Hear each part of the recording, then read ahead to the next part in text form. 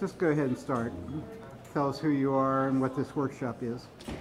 My name is Celeste Taylor. I'm one of the presenters in the workshop you see behind you at the Building Change, a convergence. The purpose of this particular workshop is to talk about the 2012 elections, but also beyond. It's packed, and we're grateful to be given 3 hours because we're talking about everything from how to register to vote, voter ID laws, election protection, redistricting, and the Civil Rights Act of '65, on and on. This isn't just a history lesson, but it's important that we understand where we've been, also what's happening now with our state legislature looking to possibly enact a very bad voter ID law. So we want to be able to educate and mobilize our folks. We're going to head to Harrisburg and tell them no, we don't need this voter ID law, and we're going to be talking to our legislators, asking them to vote no.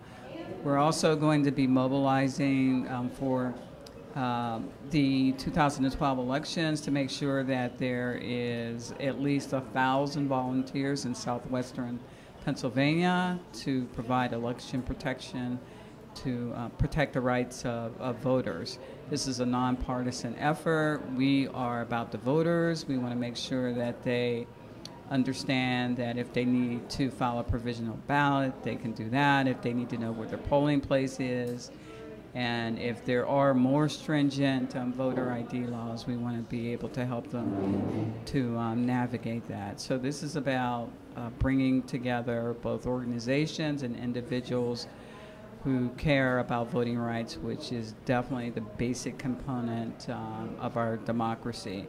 And with the climate now and so many issues and injustices, it's even more important that people understand the importance of voting. It's just not a thing we just do every now and then. We have to vote in each and every election, as BPEP, the Black Political Empowerment, says. And it's exciting to have a group of people that are focused on that. And I want to make sure that everybody at this conference understands what we did and how important this issue is to everybody. Solidarity, and thanks a lot. So Greg Palast says that the presidential election of 2012 is already stolen. What do you think? Well, I think we have to be concerned about dirty tricks. Voter suppression is real. It can happen with voter ID laws. It can happen with just the dirty tricks that are played with the media and things being told to voters that aren't true, and the machines. Those are still a problem. We're going to do everything we can to protect the rights of voters and make sure that everyone gets out to vote. That's our job, and I think that the voters want to make sure that things are fair, and this is probably going to be one of the most important elections of our time. So all those folks who went out and voted in 2008, we want to make sure they come back in 2012, and also make sure that new people get out and vote. If you move, change your name, make sure that they're ready as well. But no, it's not a stolen election yet.